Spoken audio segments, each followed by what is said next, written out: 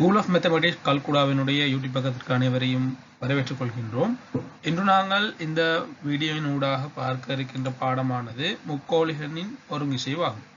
இந்த முக்கோணிகளின் ஒருங்கிசைவு என்கின்ற பாடப்பரப்பின் ஊடாக நாங்கள் சாதாரண தர பரீட்சையிலே எங்களுக்கு வரக்கூடிய சில வினாக்கள், முக்கோணிகளை அடிப்படையாக வைத்து வரக்கூடிய சில வினாக்களுக்கு நாங்கள் இந்த பாடப்பரப்பினை முழுவதுமாக விளங்குவதன் மூலம் விடையளிக்கக்கூடியதாக இருக்கும். எனவே இனி பாடப்பரப்பிற்குள் நுழைவோம். முதலாவதாக எங்களுக்கு இங்கு வருகின்ற சொல் ஒருங்கிசைவு என்பதாகும். ஒருங்கிசைவு என்பதற்கு நாங்கள் தள உருக்கள் சம்பந்தமான ஒரு அடிப்படையான ஒரு விளக்கத்தை நாங்கள் பெற வேண்டும். எனவே இங்கு படத்தில் காட்டப்பட்டுள்ள அனைத்துமே தள உருக்கள் தான். எனவே தள உருக்கள் சம்பந்தமாக ஒரு வரை விளக்கணம் எங்களுக்கு வகுக்கப்பட்டிருக்கிறது. அதாவது எப்பொழுதுமே ஒரு தள உரு ஒன்றை உருவாகுவதற்கு எங்களுக்கு ஒரு பக்கங்களும் ஒரு கோணங்களும் தேவைப்படுகிறது. பக்கங்களையும் கோணங்களையும் அடிப்படையாக வைத்து தள உருக்கள் உருவாக்கப்படுகின்றன. எனவே இங்கு ஒருங்கிசைவு என்கின்ற வார்த்தையின் அர்த்தம் ஒன்றுடன் ஒன்று பொருந்தக்கூடிய தள உருக்கள் ஒருங்கு செய்யும் தள உருக்கள் எனப்படும். அதாவது இது ஒரு தள உருவாக இங்கு காட்டப்படுகிறது. இதே போல இன்னும் ஒரு தள உரு மீது அது மேற்பொருந்துகை அல்லது அதனுடைய பக்கங்களும் அதனுடைய கோணங்களும் மிக கச்சிதமாக பொருந்துகிறதா இங்கு ஒருங்கிசைவு அழைக்கப்படுகிறது. நாங்கள் இந்த பாடப்பரப்பில் பிரதானமாக பார்க்க இருக்கின்ற விடயமானது இரண்டு முக்கோணிகளின் ஒருங்கிசைவாகும்.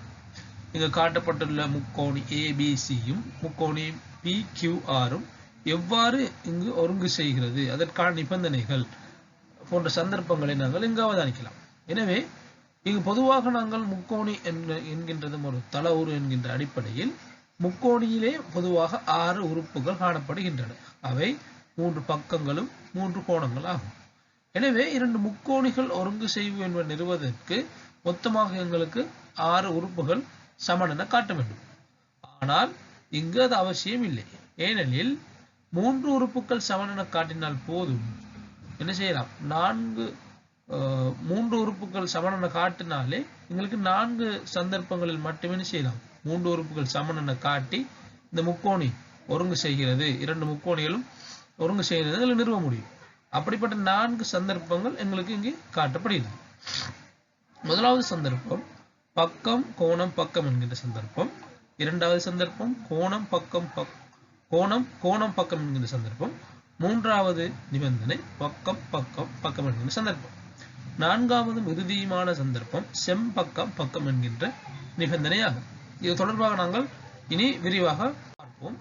முதலாவது சந்தர்ப்பம் ஒரு முக்கோணியின் இரு பக்கங்களிலும் அடைகோணமும் வேறொரு முக்கோணியின் இரு பக்கங்களுக்கும் அடைகோணத்திற்கும் சமனாக இருக்கும் சந்தர்ப்பத்திலே இங்கு இரண்டு முக்கோணிகள் காட்டப்படுகின்றன. முக்கோணி ABC, முக்கோணி PQR என்கின்ற முக்கோணிகள், இரண்டு முக்கோணிகள் காட்டப்படுகிறது.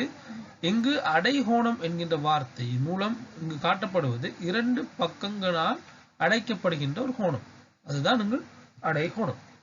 அந்த அடைகோணங்கள் சமனாக இருக்க வேண்டும். எனவே இதற்கான நிறுவல், அதாவது பக்கம் கோணம் பக்கம் என்கின்ற நிபந்தனையின் அடிப்படையில் இரண்டு முக்கோணிகள் ஒருங்கு செய்வதற்கான நிறுவல் இங்கே காட்டப்படுகிறது. ஒரு முக்கோணி ABC, இன்னும் ஒரு முக்கோணி PQR. இங்கு தரவின் அடிப்படையில் உங்களுக்கு இலகுவாக அவதானிக்கக்கூடியதாக இருக்கும் மாணவர்களே, AB சமன் PQ ஆகும். ஏன் இங்கு அடையாளம் காட்டப்பட்டிருக்கிறது, இதே அடையாளம் இங்கே காட்டப்பட்டிருக்கிற காரணத்தினால் இந்த பக்கம் AB என்கின்ற பக்கமும் PQ என்கின்ற பக்கமும் சமனாக இருக்கும். அதே போல இங்கு அடைகோணமாக காட்டப்பட்டிருக்கின்ற BAC இந்த கோணமும் இங்கு QPR என்று காட்டப்படுகின்ற இந்த கோணமும் அடைகோணங்கள் இரண்டும் சமன். ஏன் இரண்டு பக்கங்கள் ஒரே பக்கத்தால் அடைக்கப்படுகிறது. அதே போல AC சமன் PR.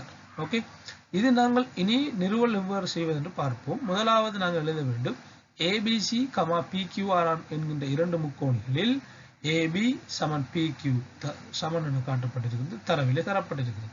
அதே போல AC சமன் PR, அதுவும் தரவிலே தரப்பட்டிருக்கிறது. அதே போல BAC சமன் QPR இரண்டுமே தரவிலே தரப்பட்டிருக்கிறது, இந்த இரண்டு கோணங்கள். எனவே முக்கோணிகள் இரண்டும், அதாவது முக்கோணி ABC, முக்கோணி PQR என்கின்ற இரண்டு முக்கோணிகளும் பக்கம் கோணம் பக்கம் என்கின்ற அடிப்படையில் ஒருங்கி செய்கின்றது. இன்று நாங்கள் பார்க்க போகின்ற அது தொடர்பான உதாரணங்கள் சில. உருவில் குறிக்கப்பட்டுள்ள தரவுக்கு ஏற்ப முக்கோணி ஏபிசி என்கின்றதும் முக்கோணி ஏடிசி என்கின்றதும் ஒருங்கு செய்கின்றது என நாங்கள் நிறுவ வேண்டும். இதற்காக முதலாவது நாங்கள் எழுத வேண்டும் ஏபிசி ஏடிசி ஆகிய முக்கோணிகளில் டிசி சமன் பிசி ஏன் உங்களுக்கு தரவிலே தரப்பட்டிருக்கிறது. இரண்டாவது ஏசி சமன் ஏசி ஏன் இது ஒரு பொது பக்கம் இந்த இரண்டு முக்கோணிகளுக்கும்.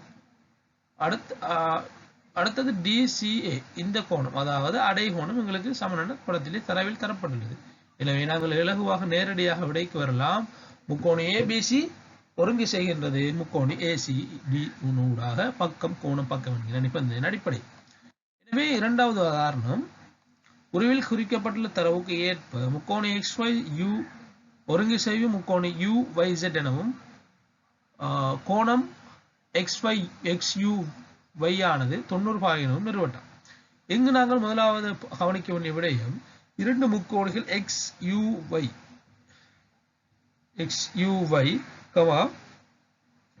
YUZ ஆகிய முக்கோணிகளில் இங்குங்களுக்கு தரவில் தரப்பட்டிருக்கிறது XY சமன் YZ ஆக சமனான தரவில் தரப்படுகிறது. அதே போல YU சமன் YU பொது பக்கம்.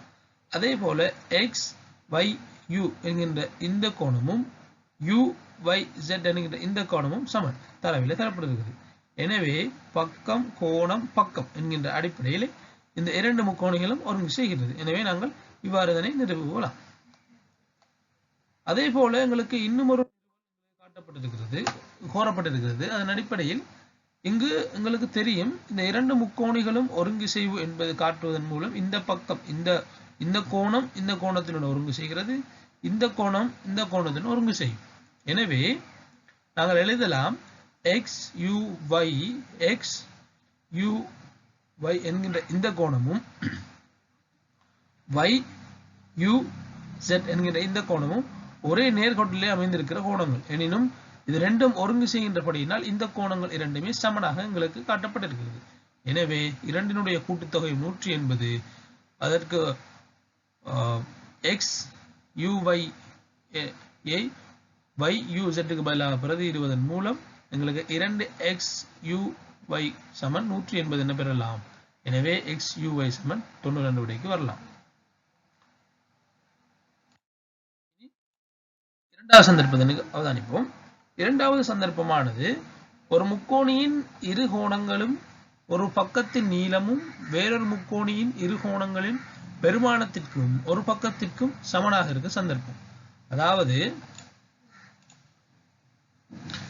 இங்கு அவதானிப்போம் இரண்டு முக்கோணிகள் எங்களுக்கு தரப்பட்டிருக்கிறது ABC என்கின்ற முக்கோணியும் PQR என்கின்ற முக்கோணியும். இங்கு AC என்கின்ற பக்கமும் இரண்டு கோணங்களும் சமனாக வருகிறது. அந்த இரண்டு கோணங்கள் சம்பந்தமாக எங்களுக்கு பிரச்சனை இல்லை, அது எந்த கோணமாக இருந்தாலும் சரி. இனி கோணம் கோணம் பக்கம் என்கின்ற நிபந்தனைக்கு வருவோம். கோணம் எங்களுக்கு நிறுவலை அவதானித்தோமாயின் முக்கோணி ABC முக்கோணி PQR ஆகிய முக்கோணிகளில் AB சமன் PQ எங்களுக்கு தரவில் தரப்பட்டிருக்கிறது. எனவே கோணம் ACBயும் கோணம் PRQயும் எங்களுக்கு கோணம் தரவிலே தரப்படுகிறது சமன் என்று.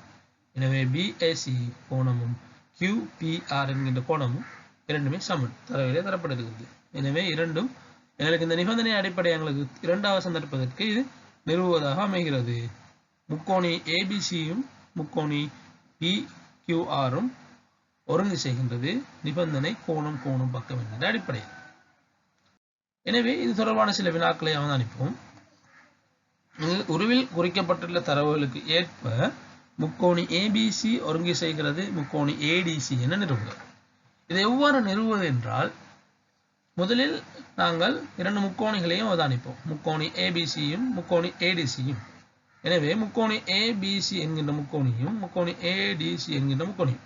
எனவே இந்த முக்கோணியிலிருந்து தரவை அவதானித்தோமாயின் இங்கு தரப்பட்டுள்ள தரவானது ADC சமன் ABC என தரவில் தரப்பட்டிருக்கிறது. இந்த கோணமும் இந்த கோணமும் எங்களுக்கு சமன் என தரப்பட்டிருக்கிறது.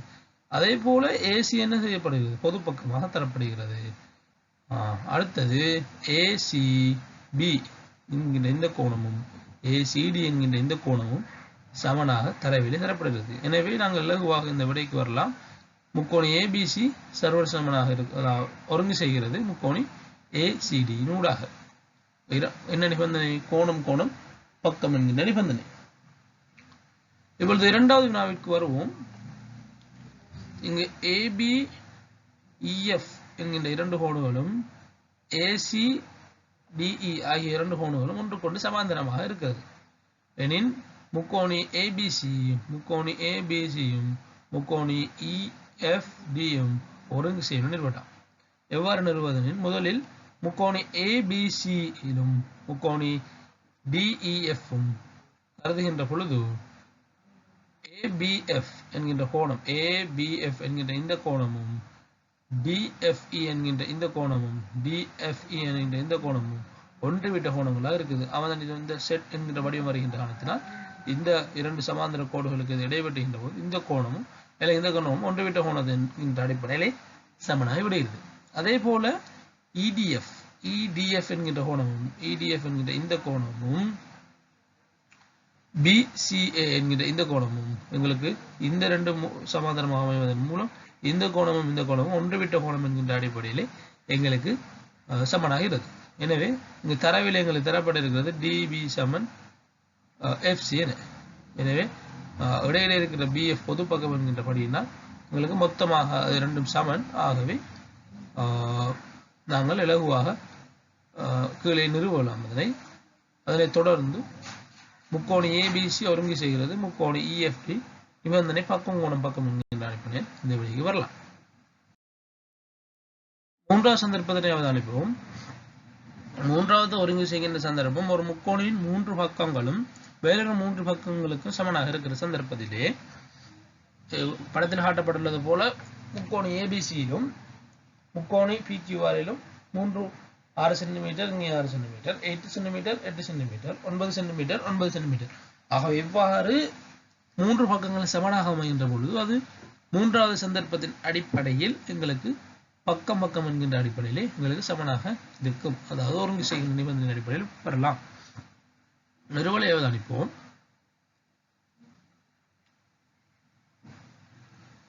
நிறுவலின் அடிப்படையில் ABC, PQR ஆகிய முக்கோணிகளில் AB சமன் PQ ஆக உங்களுக்கு தரவிலே தரப்பட்டிருக்கிறது. எனவே AC சமன் PQ ஆக தரவிலே தரப்பட்டிருக்கிறது. அதே போல BC சமன் QRம் படத்தில் தரப்பட்டுள்ளது. எனவே இது உங்களுக்கு தெரியும். நேரடியாக முக்கோணி ABCயும் முக்கோணி PQRம் ஒருங்கு செய்கிறது பக்கம் பக்கம் முக்கியம் என்கின்ற அடிப்படையினூடாக. இப்பொழுது இதில் சில வினாக்களை பார்ப்போம். உருவில் குறிக்கப்பட்ட தரவுக்கு ஏற்ப முக்கோணி PQS என்கிற இந்த முக்கோணியும் QRS என்கிற இந்த முக்கோணியும் ஒருங்கு செய்கின்றது நிறுவ வேண்டும். அவதானித்தால் முக்கோணிகளில் SP சமன் QR ஆகவும் அதே போல SQ சமன் SQ இருக்குமே அது பொது பக்கம் என்கின்ற அடிப்படையில். அதே போல PQ சமன் SR ஆக இருக்குது. ஏன் தரவில் எங்களுக்கு காட்டப்பட்டிருக்கிறது. PQS என்கின்ற முக்கோணியும் SQR என்கின்ற அல்லது SRQ என்கின்ற இந்த முக்கோணி எப்படி எழுதினாலும் சரி அந்த முக்கோணியும் ஒருங்கு செய்கிறது பக்கம் பக்கம் அடிப்படை. இரண்டாவது வினாவிற்கு வருவோம். ஒரு சமோக்க முக்கோணியின் ஒரு உச்சியில் எதிர்ப்பக்கத்திற்கு நடுப்புள்ளிகள் வரையப்படும் கோடு அப்பக்கத்தை செங்குத்து நிறுவட்டம். அதாவது இந்த முக்கோணியிலிருந்து இந்த உச்சியிலிருந்து எதிர்ப்பக்கத்தில் நடுப்புள்ளியில். எனவே இது ரெண்டும் இரு சமம் குறியிடுகிறது. இந்த நீளமும் சமம் எனில் அப்பக்கத்திற்கு செங்குத்து. இந்த கோணம் எங்களுக்கு 90 நிறுவ வேண்டும். இந்த கோணம் எங்களுக்கு 90 நிறுவ வேண்டும். எவ்வாறு நிறுவது? வலமே போன்று முக்கோணி ABC இலே ACD ஆகிய முக்கோணிகள் இந்த ரெண்டு முக்கோணியிலும் AB சமன் என்ன செய்யப்பட்டிருக்கிறது? எங்களுக்கு AC எங்களுக்கு தரவிலே தரப்பட்டிருக்கிறது. அதே போல நடுப்புள்ளியில் இருந்து BD சமன் DC. ஏன் உங்களுக்கு இந்த நடுப்புள்ளி உங்களுக்கு தரவிலே தரப்பட்டிருக்கிறதால இது ரெண்டும் சமன். எனவே AD சமன் AD பொது பக்கம். எனவே இந்த இரண்டு முக்கோணிகளும் உங்களுக்கு பக்கம் பக்கம் என்கின்ற அடிப்படையிலே ஒருங்கு செய்கிறது. இனி அடுத்த பக்க நிறுவலுக்கு வருவோம். நாங்கள் முதல் செய்தது போல இந்த கோணம் இரண்டுமே நேர்கோட்டில் அமைகின்றபடியினால் 180 பாகை 2 என்பது கூட்டுத்தொகை. எனவே ADB சக முக்கோணம் ADC சமன் 180 பாகையாக இருக்கும். எனவே உங்களுக்கு தெரியும், ஆனால் ADB சமன் ABC ஏன் இரண்டும் எங்களுக்கு ஒருங்கு செய்கின்றபடினா, எனவே ADB சமன் 180, எனவே 2 ADB சமன் 180, ADB சமன் 90 நிறுவ முடியும். எனவே செங்குத்து நாங்கள் இதன் மூலம் காட்ட முடியும். நாங்கள் இறுதியான முக்கோண ஒருங்கிசை என்ற சந்தர்ப்பத்துக்கு வருவோம். 4வது சந்தர்ப்பம், ஒரு செங்கோண முக்கோணியின் செம்பக்கமும் ஒரு பக்கமும் இன்னொரு செங்கோண முக்கோணியின் செம்பக்கத்திற்கு இன்னொரு பக்கத்திற்கு சமனாகும் சந்தர்ப்பம். அதாவது ஒரு செங்கோண முக்கோணம் நாங்கள் அவதானிக்கின்ற பொழுது இந்த செங்கோண முக்கோணியினுடைய செம்பக்கமும் இன்னும் ஒரு பக்கத்தின் நீளமும் சமனாக அமைகின்ற சந்தர்ப்பம். இந்த சந்தர்ப்பத்தில் இது இரண்டு முக்கோணங்களுக்கு ஒரே மாதிரி அமையுமாயின் இது எங்களுக்கு செம்பக்கம் பக்கம் என்கின்ற அடிப்படையில் எங்களுக்கு சமனாக அமையும். இனி அதனை பார்ப்போம். இங்கு தரப்பட்டுள்ள நிறுவல் செம்பக்கம் பக்கம் நிறுவல். எங்களுக்கு இரண்டு முக்கோணங்கள் காட்டப்பட்டிருக்கிறது, ABC, PQR என்கிற முக்கோணம். இந்த முக்கோணிகளிலே AB சமன் முதலாவது எங்களுக்கு AC சமன் PR என தரவில் தரப்பட்டுள்ளது. அடுத்தது AC சமன் AB சமன் PQ எங்களுக்கு தரவிலே தரப்பட்டிருக்கிறது. அதே போல் எனவே எங்களுக்கு இலகுவாக இதில் இரண்டு நிபந்தனைகளை பூர்த்தி செய்தாலே இந்த முக்கோணி, இந்த செம்பக்க முக்கோணி எங்களுக்கு ஒருங்கு செய்கின்றது என்ற முடிவுக்கு நாங்கள் வரலாம். எனவே இந்த 4வது சந்தர்ப்பம் நாங்கள் செம்பக்க முக்கோணிகளுக்கு மட்டுமே பயன்படுத்த முடியும். எனவே நாங்கள் செம்பக்கம் பக்கத்திற்கான உதாரணத்தை அவதானிப்போம். உருவில் காட்டப்பட்டுள்ள தரவுக்கு ஏற்ப முக்கோணி OXA ஒருங்கு செய்கிறது முக்கோணி OXB என நிறுவட்டாம். எங்களுக்கு இங்கே காட்டப்பட்ட OXAயும் OXBயும் ஒருங்கு செய்து நிறுவுவதற்கு இரண்டு முக்கோணிகள் கருதுகின்ற பொழுது OA சமன் OB, ஏன் எங்களுக்கு ஒரு வட்டத்தினுடைய மையத்திலிருந்து பரிதிக்கு வரையப்படுகின்ற கோண RA ஆனது எங்கு வரைந்தாலும் அது சமனாக இருக்கும். RA சமன். ஆகவே இங்கு OXும் OBயும் RA, ஆகவே அது இரண்டும் சமன். அதே போல OX ஒரு பொது பக்கம், எனவே செம்பக்கமாகவும் செம்பக்கம் இங்கு OB இருக்கின்றபடியினால் OX பொது பக்கத்தில் வருகின்றபடியினால் செம்பக்கம் பக்கம் என்கிற நிபந்தனை அடிப்படையிலே இது எங்களுக்கு ஒருங்கு செய்கிறது.